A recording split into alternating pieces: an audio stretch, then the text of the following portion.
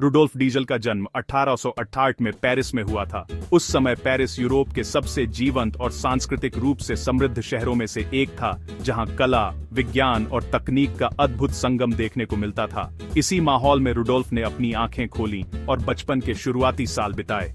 उनके माता पिता जर्मन थे और उनका बचपन मशीनों और औजारों के बीच बीता। उनके पिता एक किताब छापने वाले थे, लेकिन घर में हमेशा किसी न किसी तरह के औजार और मशीनें मौजूद रहती थीं, जिससे रुडोल्फ का मन बचपन से ही तकनीकी चीजों की ओर आकर्षित होने लगा।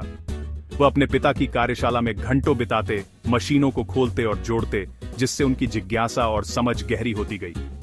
छोटी उम्र में ही उन्होंने कई बार पुरानी घड़ियों और खिलौनों को खोलकर देखा कि वे कैसे चलते हैं। इस तरह उनका दिमाग लगातार नए नए सवालों से भरा रहता था। 12 साल की उम्र में फ्रांस प्रशिया युद्ध के कारण उनका परिवार पेरिस छोड़ने को मजबूर हो गया और वे लंदन चले गए। यह बदलाव उनके लिए बहुत बड़ा था, क्योंकि उन्हें अपने दोस्तों, स्कूल और परिचित माहौल को छोड़ना पड़ा। लंदन में रुडोल्फ ने विज्ञान संग्रहालय में पहली बार भाप इंजन देखे। इन विशाल और शक्तिशाली मशीनों को देखकर वे हैरान रह गए। उन्होंने देखा कि कैसे ये इंजन भारी भरकम गाड़ियों और ट्रेनों को चलाते हैं, और यह अनुभव उनके मन में गहरी छाप छोड़ गया। लंदन के बाद रुडोल्फ को आगे की पढ़ाई के लिए जर्मनी भेजा गया, जहां उन्होंने म्यूनिक की रॉयल बवेरियन पॉलिटेक्निक में दाखिला लिया। यह संस्थान उस समय तकनीकी शिक्षा का केंद्र था, जहां देश विदेश के छात्र पढ़ने आते थे। यहां उनकी मुलाकात प्रोफेसर कार्ल वॉन लिंडे से हुई, जिन्होंने उन्हें थर्मोडायनामिक्स की ओर प्रेरित किया। प्रोफेसर लिंडे के व्याख्यानों ने रुडोल्फ के सोचने के तरीके को बदल दिया और उन्हें ऊर्जा और मशीनों के सिद्धांतों में गहरी रुचि हो गई। एक लेक्चर में रुडोल्फ ने जाना कि भाप इंजन अपनी ऊर्जा का बहुत कम हिस्सा ही उपयोग कर पाते हैं। अधिकांश ऊर्जा गर्मी के रूप में व्यर्थ हो जाती है, जिससे ईंधन की काफी बर्बादी होती है। यह तथ्य उनके लिए चौंकाने वाला था। यह सुनकर उनके मन में सवाल उठा, क्या कोई ऐसा इंजन नहीं हो सकता जो ईंधन का बेहतर उपयोग करे? क्या तकनीक को और अधिक कुशल बनाया जा सकता है ताकि ऊर्जा की बर्बादी कम हो और काम अधिक हो? यही सवाल उनके जीवन का लक्ष्य बन गया। उन्होंने ठान लिया कि वे इस समस्या का हल खोजेंगे, चाहे इसमें कितनी भी मेहनत क्यों न करनी पड़े। उन्होंने ठान लिया कि वह एक ऐसा इंजन बनाएंगे जो भाप इंजन से कहीं अधिक कुशल होगा। वे लगातार नए नए विचारों पर काम करने लगे, अपने नोटबुक में स्केच बनाते और गणनाएं करते रहते। यह सपना आने वाले वर्षों में उनकी प्रेरणा बना रहा। हर असफलता के बाद भी वे अपने लक्ष्य से नहीं डिगे, बल्कि और अधिक जोश के साथ आगे बढ़ते रहे। रुडोल्फ डीजल की जिज्ञासा, मेहनत और जुनून ने उनके भविष्य की नींव रख दी थी। यही गुण आगे चलकर उन्हें एक महान आविष्कारक बनाएंगे।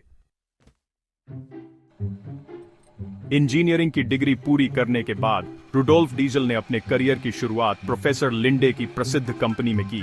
ये वह दौर था जब जर्मनी में औद्योगिक क्रांति अपने चरम पर थी और हर तरफ नई तकनीकों की खोज हो रही थी।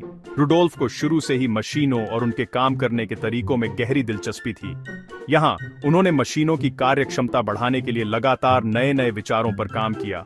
वे अपने साथियों से अलग थे। जहां बाकी लोग परंपरागत तरीकों से संतुष्ट थे, वहीं रुडोल्फ हमेशा कुछ नया सोचते रहते थे। उन्होंने सैडी कार्नोट के कार्नोट साइकिल सिद्धांत का गहराई से अध्ययन किया, जो उस समय थर्मोडायनामिक्स की दुनिया में क्रांतिकारी खोज मानी जाती थी। इस सिद्धांत से उन्होंने जाना कि इंजन की दक्षता तब बढ़ती है जब दहन उच्च तापमान और दबाव पर हो। यह समझ उनके लिए एक नई दिशा थी। रुडोल्फ ने सोचा, अगर हवा को सिलेंडर में बहुत अधिक दबाया जाए तो वह इतनी गर्म हो जाएगी कि उसमें डाला गया ईंधन खुद जल उठेगा, बिना किसी स्पार्क प्लग के। यह विचार उस समय के पारंपरिक इंजनों से बिल्कुल अलग था। पेट्रोल इंजनों में स्पार्क प्लग जरूरी था, लेकिन रुडोल्फ का विचार था कि केवल संपीड़न और ईंधन इंजेक्शन से ही दहन संभव है। उन्होंने एक ऐसे इंजन का डिजाइन तैयार किया जिसमें संपीड़ित हवा और ईंधन इंजेक्शन की मदद से दहन हो सके। यह डिजाइन पूरी तरह से नया और अनोखा था। इस विचार को साकार करने के लिए रुडोल्फ ने दिन रात मेहनत की। वे घंटों तक गणनाएं करते, चित्र बनाते और अपने सिद्धांतों को बार बार परखते। कई बार असफलता मिली, लेकिन उन्होंने हार नहीं मानी। तमाम चुनौतियों के बावजूद उन्होंने अपने इंजन डिजाइन के लिए पेटेंट के लिए आवेदन किया। यह उनके जीवन का एक ऐतिहासिक क्षण था। रुडोल्फ का सपना था एक ऐसा इंजन बनाना जो सस्ते और स्थानीय ईंधनों से भी चल सके, ताकि किसान, मजदूर और आम लोग भी ऊर्जा के मामले में आत्मनिर्भर बन सकें। उनका यह विचार आगे चलकर पूरी दुनिया में ऊर्जा और परिवहन के क्षेत्र में क्रांति ले आया। पेटेंट मिलने के बाद असली चुनौती थी अपने विचार को एक काम करने वाले इंजन में बदलना। यह एक ऐसा सफर था जिसमें सिर्फ तकनीकी ज्ञान ही नहीं बल्कि धैर्य, साहस और लगातार प्रयोग करने की जिद भी चाहिए थी। रुडोल्फ डीजल और उनकी टीम के सामने हर कदम पर नई नई समस्याएं आती रहीं, जिनका कोई आसान हल नहीं था। कई कंपनियों ने उनके विचार को खारिज कर दिया क्योंकि उन्हें यह असंभव और जोखिम भरा लगा। लेकिन मशीन फैब्रिक ऑग्सबर्ग, बाद में MAN ने रुचि दिखाई और उन्हें संसाधन दिए। यह सहयोग उनके लिए उम्मीद की एक किरण था जिसने उन्हें आगे बढ़ने का हौसला दिया। 1893 में रुडोल्फ ने अपनी टीम के साथ पहला प्रोटोटाइप बनाना शुरू किया, एक विशाल लोहे का सिलेंडर जो देखने में किसी तोप जैसा लगता था। इस प्रोटोटाइप को बनाना आसान नहीं था। हर पुर्जा, हर स्क्रू और हर जोड़ को बेहद सावधानी से तैयार किया गया। निर्माण के दौरान उन्हें उच्च दबाव झेलने वाले पुर्जे और सटीक इंजेक्शन सिस्टम बनाना पड़ा, जो उस समय के लिए नई बात थी। उस दौर की तकनीक में इतनी बारीकी और मजबूती लाना बहुत बड़ी चुनौती थी। टीम को बार बार अपने डिजाइन और मटेरियल्स में बदलाव करने पड़े। महीनों की मेहनत के बाद पहला परीक्षण हुआ, लेकिन इंजन का सिलेंडर हेड फट गया और कार्यशाला में टुकड़े बिखर गए। यह नजारा देखकर टीम को गहरा झटका लगा क्योंकि उनकी सारी मेहनत एक पल में बिखर गई थी। ये एक बड़ी असफलता थी, लेकिन रुडोल्फ ने हार नहीं मानी। उन्होंने इस विफलता को सीखने का मौका समझा और तुरंत कारणों की तलाश में जुट गए। उनके लिए यह सिर्फ एक रुकावट थी, मंजिल नहीं। उन्हें यकीन हो गया कि उनका सिद्धांत सही है, अब बस उसे नियंत्रित करना था। टीम ने बैठकर हर गलती का विश्लेषण किया, नए समाधान खोजे और अगले प्रयास की तैयारी शुरू कर दी। इस हादसे ने उनके आत्मविश्वास को और मजबूत किया। अब वे पहले से ज्यादा जोश और विश्वास के साथ अपने मिशन पर जुट गए, क्योंकि उन्हें पता था कि हर असफलता उन्हें सफलता के और करीब ले जा रही है।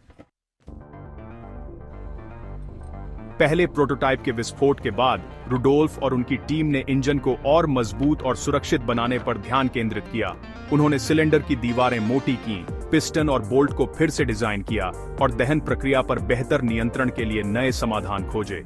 लगातार प्रयोग, असफलताएं और सुधार, यह उनकी दिनचर्या बन गई थी। सबसे बड़ी चुनौती थी सटीक ईंधन इंजेक्शन प्रणाली बनाना, ताकि ईंधन ठीक समय पर और सही मात्रा में सिलेंडर में पहुंचे।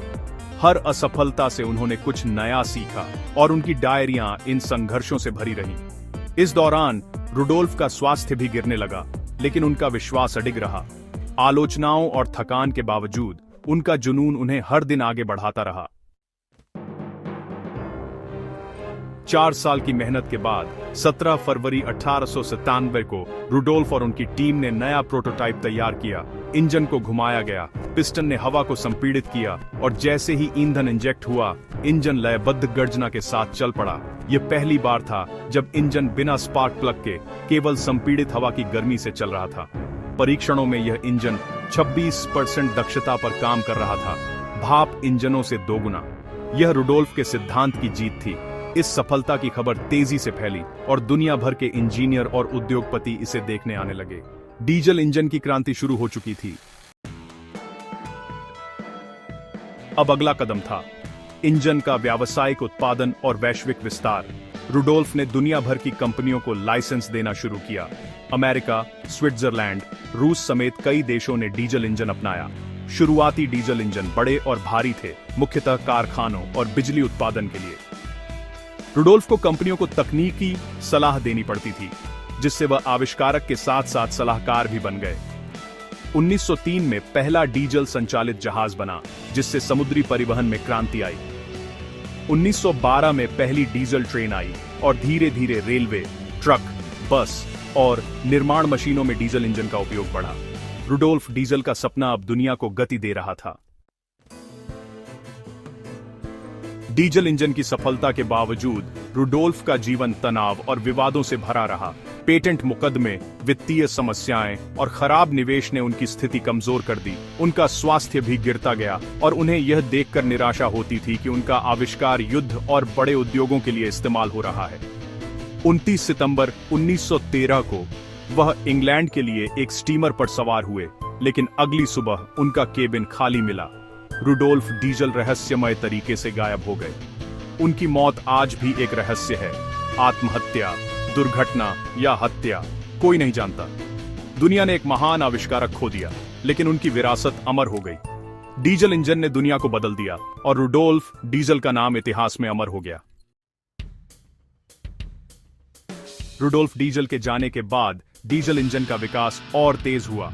आज ट्रक, बस, ट्रेन, जहाज, निर्माण और कृषि मशीनें सब डीजल इंजन पर निर्भर हैं। डीजल इंजन की विश्वसनीयता और उच्च टॉर्क ने वैश्विक आपूर्ति श्रृंखला और बुनियादी ढांचे को संभव बनाया। ऊर्जा उत्पादन में भी डीजल जनरेटर अहम भूमिका निभाते हैं, खासकर आपातकालीन और दूर दराज क्षेत्रों में। हालांकि डीजल इंजन वायु प्रदूषण और ग्रीन हाउस गैसों का स्रोत भी है। आज के इंजीनियर स्वच्छ डीजल तकनीक और नवीकरणीय ईंधनों पर काम कर रहे हैं, जिससे डीजल का सपना और भी टिकाऊ बन सके। डीजल इंजन की विरासत नवाचार और सुधार की प्रेरणा देती है। रुडोल्फ डीजल की कहानी सिर्फ एक इंजन की नहीं, बल्कि दृढ़ता और नवाचार की मिसाल है। उन्होंने असफलताओं को सीखने का अवसर माना और कभी हार नहीं मानी। हर असफल प्रयोग ने उन्हें अपने लक्ष्य के करीब पहुंचाया। उनकी यात्रा हमें सिखाती है, गलतियों से सीखना और फिर से प्रयास करना ही प्रगति का रास्ता है। उन्होंने मौजूदा तकनीक को चुनौती दी और हमेशा पूछा, क्या इसे बेहतर बनाया जा सकता है? उनकी विरासत हर सपने देखने वाले के लिए प्रेरणा है। अगर विश्वास और साहस है तो असंभव भी संभव हो सकता है।